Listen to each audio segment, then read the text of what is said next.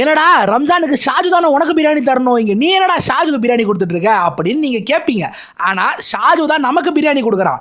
என்ன நடந்திருக்கு அப்படின்னு பார்த்தீங்கன்னா, ஷாஜகான் நமக்கு பிரியாணி கொடுத்துட்டு போயிட்டு பாதி வழியில் ஃபோன் பண்ணி மச்சான் இந்த மாதிரி பிரியாணி கொடுத்த வீடியோ எடுக்க மறந்துட்டேன், நீ வீடியோ எடுத்து அதே ஒரு கண்டென்ட்டாக போடுறா அப்படின்னு எனக்கு ஒரு ஐடியா வேறு கொடுத்தான்.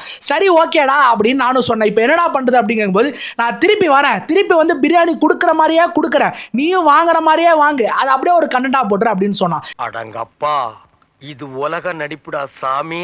ஆனா பாவம் ஷாஜானுக்கு தெரியாது இதையே நான் ஒரு கண்டென்ட்டா கொடுக்க போறேன் அப்படின்ட்டு. ஐயோ ஐயோ, என் புத்திய செருப்பாலேயே அடிக்கணும்டா.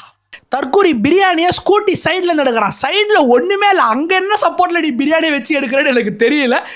அரசியல்ல இதெல்லாம் சாதாரணமா. சரி ஏதோ ஒன்று கூடுறான்னு திருப்பி அந்த பிரியாணியை வாங்கிட்டு நேரா வீட்டுக்குள்ள போய் உக்காந்து பிரியாணியை பிரிச்சு பார்த்தா அந்த அலைன்மெண்ட் சும்மா பர்ஃபெக்ஷனாக இருக்குது. பிரியாணி, அதுக்கு ரைட் சைடில் வெங்காய பச்சடி, அப்படியே லெஃப்ட் சைடில் 65, தனியாக ஒரு பாக்ஸில் கத்திரிக்காய் பச்சடி, இது எல்லாத்தையும் மிக்சிங் அடித்து ஒரு பைட் எடுத்து வச்சா வேற லெவலில் இருந்துச்சு. ஷாஜகானே, உங்கள் வீட்டு பிரியாணி தரமாக இருந்துச்சு, நோட் பண்ணிக்கோ. அண்ட் அனைவருக்கும் என் இனிய ரமலான் திருநாள் நல்வாழ்த்துக்கள்.